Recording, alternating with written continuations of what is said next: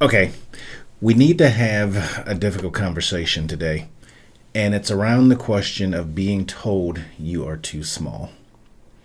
Now, that one never feels good to hear because the way it comes across, I remember when I was told this when I first started my business, and I knew better, okay? But it was kind of like someone saying, you're just not good enough yet. And it's like that's just frustrating, and it you just feel defeated inside, and it's almost like you're not even going to get your shot, right?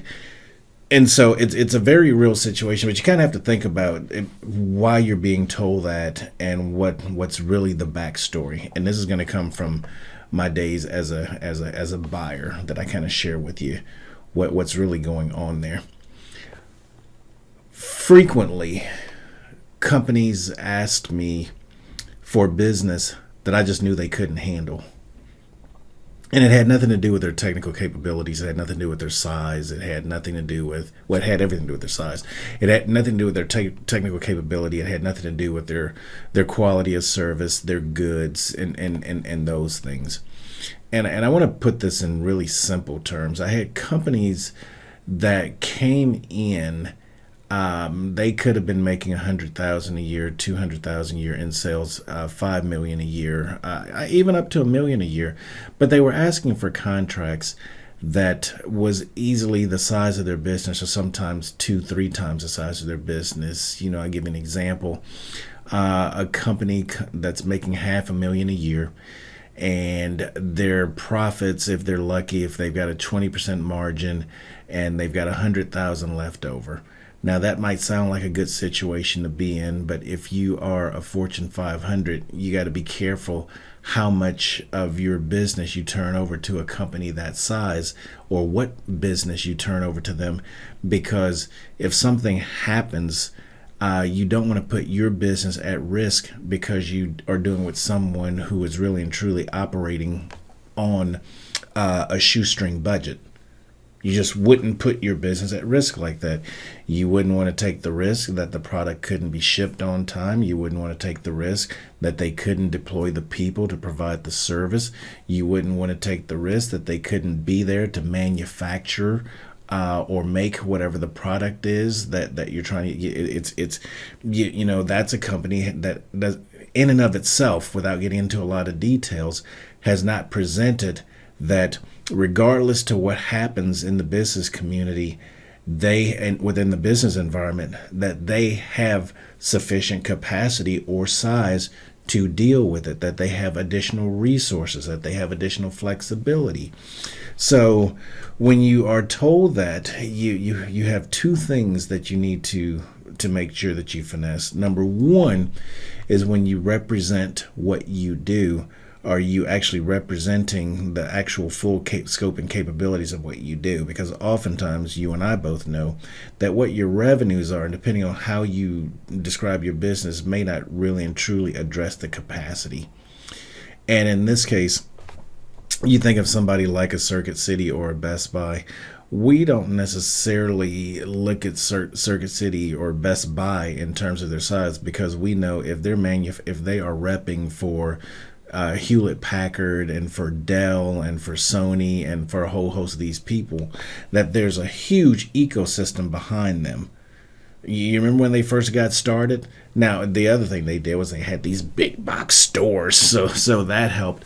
But we can talk a little bit more, and save a question for me in the Q&A if you want me to go into a lot more detail about this specific example, about how do you project a bigger size and how do you do that in conversation.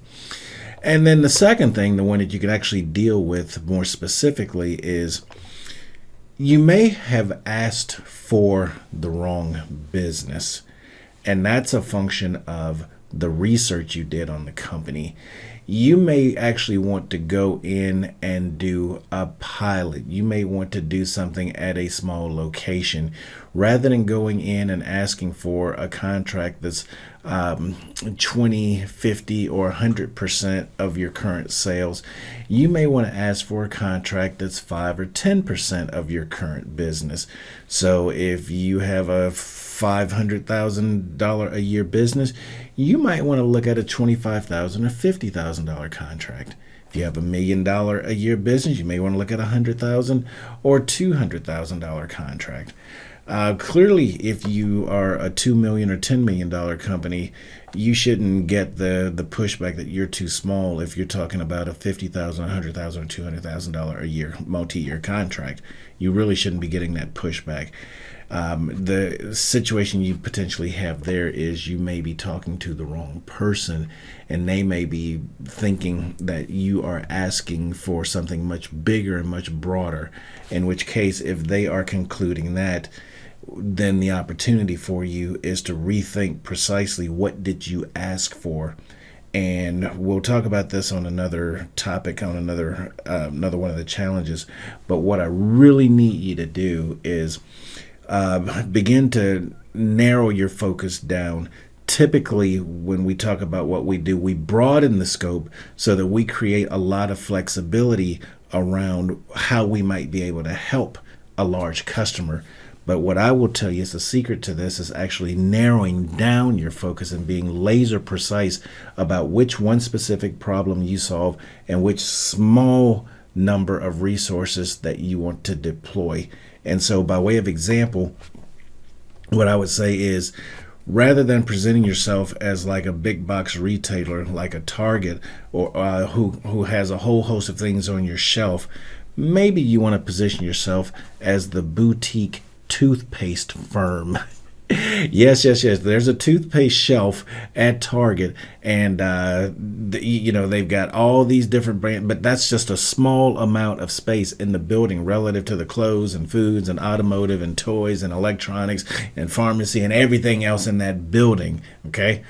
And there's a good chance that if all you are providing is the toothpaste, that your inventory and your knowledge and your expertise about toothpaste is probably a lot broader than what Target ever does, because you specialize in that. So just remember that example, and that'll help you. And that's going to get you sales a lot faster when you're that precise, because people can go yes or no. They have an opportunity for you very quickly. So that's what we have today. Stay tuned for the live Q&A, and I will talk with you a little later. Bye.